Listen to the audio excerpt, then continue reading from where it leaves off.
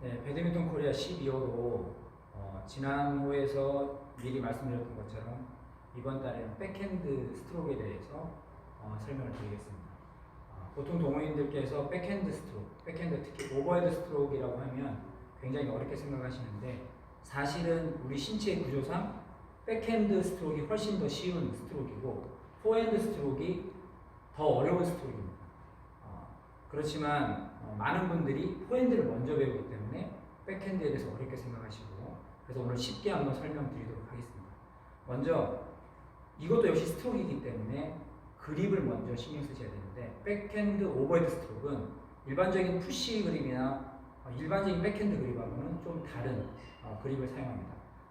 좀 가까이서 보시면 먼저 보통 일반 푸시 그립을 할 때는 엄지의 지문 부분이 그립의 가장 넓은 부분에 파질해서 전체의 면이 닿아서 이렇게 스윙하게 되는데 이렇게 되면 이렇게 그립을 잡게 되면은 스윙을 해보면은 오버헤드 스트로크 해보면 그대로 정상적으로 아무리 정상적으로 편안하게 스윙을 이렇게 해보면 당연히 라켓의 면이 약 45도 정도 바깥쪽을 향하게 되어 있습니다.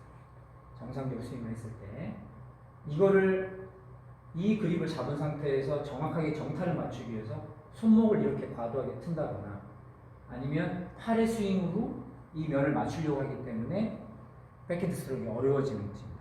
그렇다면 올바른 그립은 어떻게 잡아야 되냐면 엄지 부분이 여기를 닿지 않고 엄지의 측면이 그립의 넓은 부분을 닿아서 이렇게 지문 부분이 떠 있는 형태로 이렇게 잡아주시면 준비 그립하고 비슷하죠.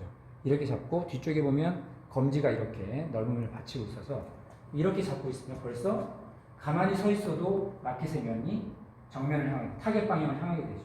이 상태에서 그대로 스윙을 해보면 라켓이 정확하게 정면 타겟 방향으로 이동되는 것을 볼 수 있고 손목 역시 부드럽게 회전하는 것을 볼 수 있습니다. 그래서 그립은 이렇게 옆으로 잡고 혹시나 만약에 어렸을 때부터 운동하셨던 분이 있다면 엘리트들의 경우에는 여기가 아니라 이렇게 모서리 부분에 엄지를 대고 이렇게 손목을 쓰는 경우도 많이 있습니다. 그런데 동호인들한테는 제가 이 그립보다는 이렇게 엄지를 옆에 대서 이것은 혹시나 이렇게 미스가 날 확률이 좀 있습니다. 그래서 엄지를 옆에다 대고 엄지의 측면으로 라켓을 넘기는 이런 형태로 그립을 잡았으면 좋겠다라는 게 제 생각입니다.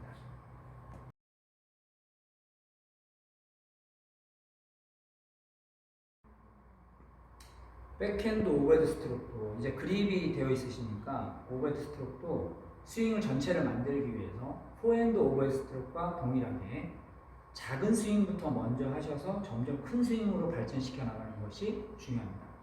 그러면 먼저 처음에 어떤 연습을 하셔야 되냐면 그립을 잘 잡고 먼저 라켓을 앞에다 대고 세운 상태에서 손목을 이렇게 회전합니다. 단 여기서 중요한 것은 손목을 회전하는 느낌보다는 이 팔뚝을 회전시키는 느낌으로 하셔야 손목이 훨씬 더 원활하게 돌아가지. 만약에 손목에 힘을 주고 스윙을 하게 되면 손목이 좀 꺾이는 현상이 벌어져요. 그래서 팔뚝을 돌린다는 느낌으로 잡아주시고 이 훈련이 잘 되셨으면 먼저 이런 식으로 팔뚝을 계속 회전하는 스윙 연습을 하고 그리고 나서 이 팔꿈치를 앞뒤로 이렇게 이동시켜봅니다. 이런 식으로 힘을 빼고 가볍게 점점 이동하면서 손목의 회전을 점점 주고요. 이런 식으로 그러다가 이 팔뚝을 빠르게 던지듯이 손목을 회전해주면 이런 식의 느낌이 날 거예요. 이러면 백핸드 스트로크는 거의 끝입니다. 보통 동호인들께서 백핸드 스트로크라고 하면은 아주 화려한 스트로크들을 상상하셔서 이런 식의 스윙을 생각하시는 분이 많은데 이것은 사실은 보여주기식 스윙이라고 보면 됩니다. 백핸드 클리어는 높은 타점에서 치는 것이 아니라 낮은 타점에서 밀렸을 때 치는 거라고 생각하면 실제적으로 타점의 높이는 약 머리 높이 정도가 되겠죠. 그래서 스윙은 이런 식으로 연습하는 것이 중요하고 이렇게 높게 스윙을 할 수 있는 정도 만약에 예를 들어 이렇게 높게 스윙을 한다면 사실 여기까지 올 수 있으면 이거는 돌면 바로 라운드로 스트로크 할 수 있는 위치이기 때문에 이것은 백핸드 클리어보다는 포핸드로 라운드로 처리하는 게 맞습니다. 낮은 공은 라운드로 처리하기 어렵기 때문에 백핸드로 쳐서 클리어로 처리하는 것이 맞습니다. 그래서 스윙에서는 제일 중요한 것은 손목을 먼저 회전하고 팔꿈치를 움직이게 해서 이 정도의 스윙만 만들어 놓으면 백핸드 클리어하는 데는 전혀 문제가 없습니다.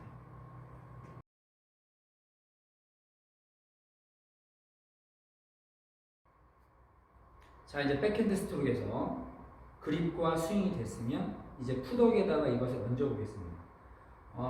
백핸드 스트로크를 할 때 우리가 타겟을 보고 정면을 본 상태에서 준비를 하고 있고 가볍게 그림은 역시 준비 그립처럼 잡고 있죠. 이 상태에서 공이 셔틀콕이 날아오면 첫 번째로 해야 될 건 뭐냐면 라켓이 먼저 셔틀콕을 가리켜야 합니다. 가리켜주고 그 다음에 팔꿈치가 뒤쪽으로 테이크백 이동되면서 몸의 중심은 아직 옆을 보고 있는 상태고요. 이 상태에서 그대로 진입하면서 스윙을 해줘야 되지. 보통 동호인들이 잘못하시는 것 중에 하나가 뭐냐면 백핸드 스트로크이기 때문에 왠지 등을 돌려서 스트로크를 해야 될 거라고 생각하는데 그렇게 되면 시선이 여기를 보고 있으니까 셔틀콕을 놓치기가 쉽습니다. 그래서 라켓 헤드의 끝과 시선은 항상 같이 일치하게 움직이면서 셔틀콕을 보고 셔틀콕이 날아오는 궤적에서 라켓이 좀 더 멀리 간 상태, 팔꿈치 약간 뒤쪽으로 빠져있죠. 이 상태에서 몸은 앞으로 진입하면서 중심을 잡아주고 스트로크 해주면 정확하게 됩니다. 그러면 내 몸의 중심 앞에서 타구가 일어났기 때문에 셔틀콕이 밀리지도 않고 파워에 있어서도 전혀 문제가 없게 됩니다.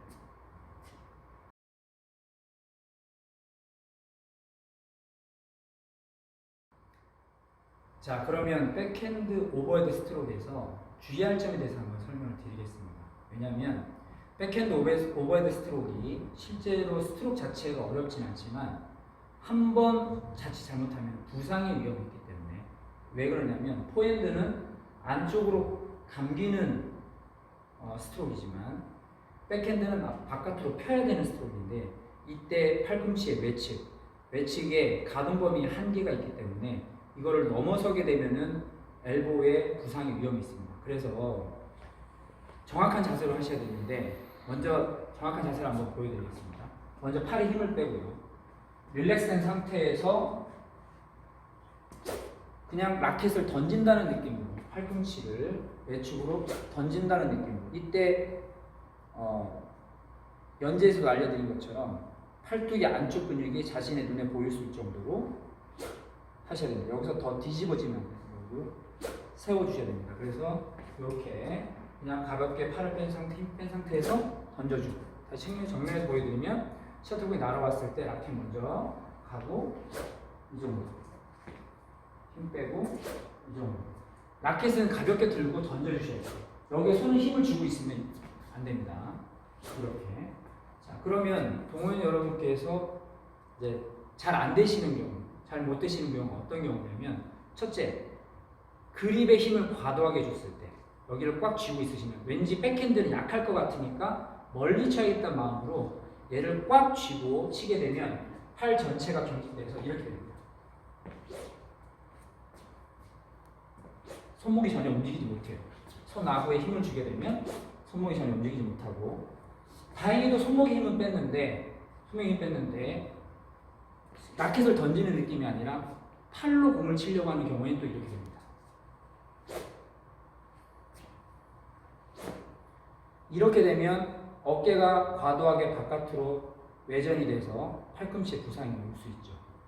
그래서 이것은 백핸드 스트로크는 팔로 치는 것이 아니라 손목으로만 친다고 생각하고 던지셔야 됩니다. 그러면 절대 부상이 없어요. 팔로 치는 순간에 어깨나 팔꿈치에 부상이 올 수 있게 됩니다. 그리고 또 하나가 뭐냐면 너무 멋있게 보이고 싶은 거예요. 백핸드 스트로크에서. 왠지 고수들이 할 것 같은 스트로크이니까. 그래서 라켓을 과도하게 내려서 이렇게 올리는 경우가 있죠. 멋이 있을 수는 있지만 셔틀콕으로 봤을 때는 굉장히 비효율적이고 큰 동작 때문에 그 다음 동작이 이루어지기 어렵습니다. 그래서 제가 추천드리는 건 마지막으로 가볍게 들고 정말 가볍게 치고 바로 준비. 가볍게 치고 바로 준비. 과도한 동작이 아니라 가볍게 치고 바로 준비. 이게 백핸드 스트로크를 올바르게 하는 방법이 되겠습니다.